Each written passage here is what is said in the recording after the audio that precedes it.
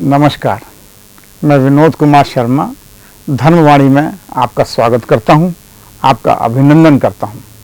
आज हम एक महत्वपूर्ण पड़ाव पर आ गए हैं। इससे आगे गीता का मूल ज्ञान शुरू हो रहा है। भगवान श्री कृष्ण की उपदेश की वाणी यहाँ से शुरू हो रही है, तो सभी से निवेदन है कि कृपया इसे ध्यानपूर्वक सुने और हो सके तो इसे नोट भी करें, क्योंकि अध्याय 2 बहुत ही महत्वपूर्ण है। यहाँ से ही इंद्रिय शरीर से होते हुए आत्मा परमात्मा की यात्रा शुरू होती है। इस अध्याय के 10वें श्लोक से 35वें श्लोक तक शरीर और आत्मा का भेद बताया गया है, जो अत्यंत महत्वपूर्ण है और गीता को समझने का आधार है। इसको समझे बिना गीता का समझ में आना कठिन है। मित्रों, आज हम गीता के 10वें, 11वें और 12वें श्लोक का अध्ययन करेंगे।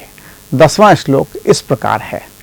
तमुवाच ऋषिकेश प्रसन्न भारत सेनयोरुभयोर मध्ये विषिदंत विदम वच, जिसका अर्थ है भरतवंशी धृतराष्ट्र अंतर्यामी श्री कृष्ण महाराज दोनों सेनाओं के मध्य बीच में शोक करते हुए उस अर्जुन को हंसते हुए यह वचन बोले। यहाँ भारत शब्द धृतराष्ट्र के लिए प्रयुक्त हुआ है।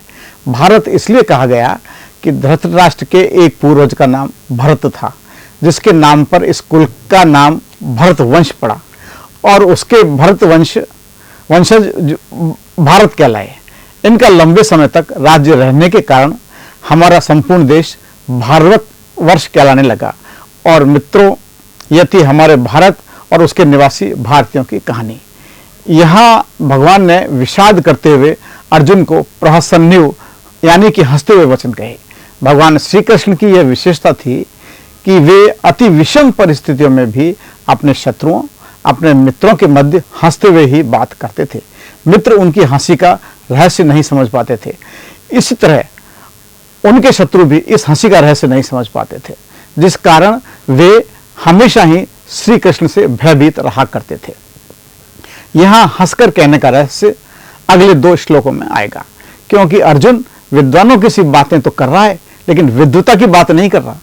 इसको लेकर आगे के श्लोकों में विद्वता की सी बातें और विद्वानों की बातों में अंतर बताएंगे। इस प्रकार चिंतामग्न अर्जुन ने जब भगवान के शरण होकर अपने महान शोक की निवृत्ति का उपाय पूछा, यह कहा कि इस लोक और परलोक का राज्य इस शोक की निवृत्ति का उपाय नहीं है। तब अर्जुन को उसके शोक और मोह को सदा के लिए नष्ट करने के उद्देश्य से भगवान पहले नित्य और अनित्य वस्तु के विवेचनपूर्ण सांख्य योग की दृष्टि से युद्ध करना कर्तव्य है, यह समझा रहे हैं। तो यहाँ से हमारे शास्त्रों में भगवान कपिल द्वारा प्रतिपादित सांख्य योग का वर्णन कर रहे हैं और सांख्य योग के माध्यम से ही अर्जुन की शंकाओं का निवारण कर रहे हैं। 11वां श्लोक इस प्रकार है।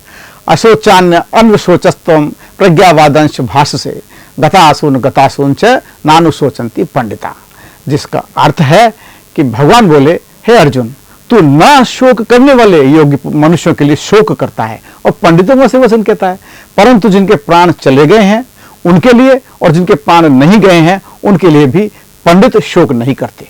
तो यहाँ पहला शब्द है अशोचान अनुशोच तुम आया है, जिसका अर्थ है शोक न करने योग्य का तूने शोक किया है। इस प्रकार साधारण तरीके से समझने के लिए यह है कि जिन आतंक को मारने के लिए तू शोक कर रहा है वह शोक के योग्य नहीं है। और इसका गहन अर्थ यह भी है कि जिन शब्दों में गीता को समझा जाना है वह यह है कि इस संसार में शरीर और शरीर 2 चीजें हैं। शरीर तो हम सब देखते हैं और इसके अंदर जो रहता है वह शरीर ही है, यानी कि आत्मा। वही जीवात्मा इस शरीर को धारण करता है। यहाँ 2 चीजें हैं, सत और असत। सत उसको कहते हैं जो आज भी है, कल भी था और कल भी रहेगा। सत जिससे सनातन शब्द बना, जो वस्तु कल भी थी, आज भी है, कल भी रहेगी, उसी को सत्य समझना और उसी को अपनाना, यही सत है। असत वस्तु उसे कहते हैं जो आज तो हमें दिख रही है लेकिन वह नष्ट होने वाली है। संसार की में सभी वस्तुएं नष्ट होने वाली है, वह सब असत है। चूंकि शरीर नष्ट होने वाला है तो वह भी असत है। तो यहाँ भगवान ये कह रहे हैं कि सत के लिए क्यों चिंता और असत के लिए क्या चिंता? जो नष्ट होने वाला है उसके लिए चिंता नहीं करनी चाहिए, क्योंकि वह तो नष्ट हो गई, और जो नष्ट नहीं होता उसके लिए किस बात की चिंता? इस तरह अर्जुन को समझाया कि तू किसी भी परिस्थिति में शोक करने के योग्य नहीं है। मनुष्य को शोक तब होता है जब संसार के प्राणी या पदार्थों को दो भागों में बांट लेता है, यह कि ये मेरे हैं, ये मेरे नहीं है, ये मेरे निजी कुटुंबी हैं, ये मेरे निजी कुटुंबी नहीं है, ये हमारे वर्ण के हैं, ये हमारे वर्ण के नहीं है, ये हमारी जाति के हैं, ये हमारी जाति के नहीं है, ये हमारे पक्ष के हैं, ये हमारे पक्ष के नहीं है। जो हमारे होते हैं उनमें ममता, प्रियता, कामना, आसक्ति हो जाती है। उनमें इन ममता, कामना आदि से ही शोक, चिंता, भय, उद्वेग, हलचल, संताप आदि दोष उत्पन्न होते हैं। ऐसा कोई भी दोष या अनर्थ नहीं है जो ममता, कामना आदि से पैदा न होता हो। यह गीता का सिद्धांत है।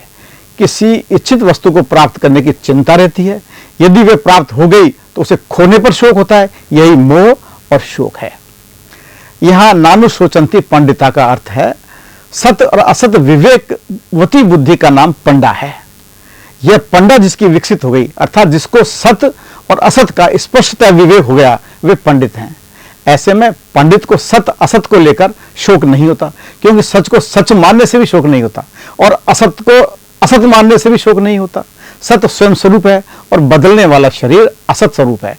सत्य को सच मान लेने से ही शोक होता है, अर्थात शरीर आदि ऐसे ही बने रहें, मरे नहीं, इस बात को लेकर शोक होता है। सच को लेकर कभी चिंता, शोक नहीं होते हैं। वर्तमान समय में आत्मा के होने न होने पर बहुत जबरदस्त विवाद है। पूर्व में भी हमारे सारे अध्यात्म के विद्वान इस विषय पर बहुत तर्क वितर्क करते रहे हैं, किंतु इस श्लोक के माध्यम से भगवान ने स्पष्ट किया है कि आत्मा है, वही जन्म दर जन्म लेता है, वह पुराना शरीर छोड़कर नया शरीर धारण करता है। यहाँ भगवान का स्पष्ट भाव है कि हे अर्जुन, तो इन शरीरों को मत देख, ये तो नष्ट होने वाले हैं, किंतु इस शरीर को जिस आत्मा ने या चैतन्य तत्व ने धारण कर रखा है उसे देख, उसे समझ। यह चैतन्य तत्व इन शरीरों के जन्म के पूर्व भी था, इन शरीरों के मरने के पश्चात भी रहेगा। यहां एक पहलू यह हो सकता है कि दुष्ट प्रकृति जो इन आतताइयों ने धारण कर रखी है वह इनके जन्म से पहले भी मौजूद थी और इनके जन्म के पश्चात भी जीवित रहेगी। अतः ऐसे दुष्ट प्रकृति शरीरधारियों को मारने में किसी प्रकार का पाप नहीं है और आत्मा का विनाश नहीं हो सकता, इसलिए उसकी चिंता भी करना व्यर्थ है। यहाँ आत्मा आपको समझ में नहीं आ रहा है तो आप इसे आप चैतन्य तत्व के रूप में भी समझ सकते हैं। यह चेतन तत्व आत्मा शरीर छोड़ देता है तो वह शरीर को, उस शरीर को हम शव कहते हैं, मृत शरीर कहते हैं। और जब आत्मा या चेतन तत्व शरीर में विद्वान रहता है तब तक वह जीवित शरीर कहलाता है। जीवित का अर्थ है जिस शरीर में जीव है, इसी जीव को गीता में आगे जीवात्मा कहा गया है। इस तरह आप चेतन तत्व, अचेतन तत्व के संबंध में विचार करेंगे तो आपको गीता में अंकित आत्मा अच्छी तरह समझ में आ जाएगी। रामचरितमानस में आत्मा को हर जगह, हर संवाद में बताया गया है, लेकिन आत्मा, शरीर पृथक पृथक दो तत्व हैं। इसको समझने के लिए किष्किंधा कांड में बाली की मृत्यु के पश्चात जब उसकी पत्नी तारा बहुत ज्यादा विलाप करने लगी तो श्री राम ने उसको समझाया कि तारा विकल देख रघुराया, दीन ज्ञान हरि लीनी माया, क्षति जल पावक गगन समीरा, पंच रचित अति अधम शरीरा, प्रगट सो तनु तव आगे सोवा, जीव नित्य कई लगी तुम रोआ, उपजा ज्ञान चरण तव लागी, लीने सी परम भगति वर मांगे। जिसका अर्थ है तारा को व्याकुल देखकर श्री रघुनाथ जी ने उसे ज्ञान दिया और उसकी माया यानी अज्ञान हर लिया और कहा कि पृथ्वी, जल, अग्नि, आकाश और वायु, इन 5 तत्वों से यह अत्यंत अधम शरीर रचा गया है। यह शरीर तो प्रत्यक्ष तुम्हारे सामने सोया हुआ है और जीव नित्य है, फिर तुम किसके लिए रो रही हो? जब ज्ञान उत्पन्न हो गया तब तो भगवान के चरणों में लगी और उसने परम भक्ति का वर मांग लिया। इसी प्रकार शरीर और जीवात्मा का भेद रावण की मृत्यु के समय लंका कांड में इस प्रकार बताया गया है।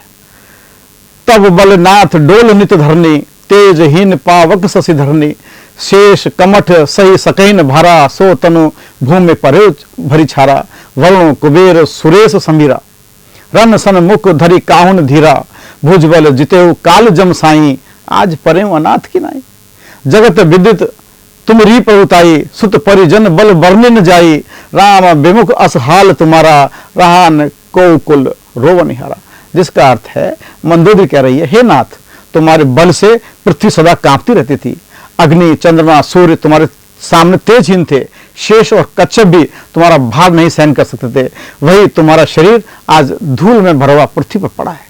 वरुण, कुबेर, इंद्र और वायु, इनमें से किसी ने भी रण में तुम्हारे सामने धैर्य धारण नहीं किया। हे स्वामी, तुमने अपने भुजबल से काल और यमराज को भी जीत लिया, वहीं तुम आज अनाथ की तरह पड़े हो। तुम्हारी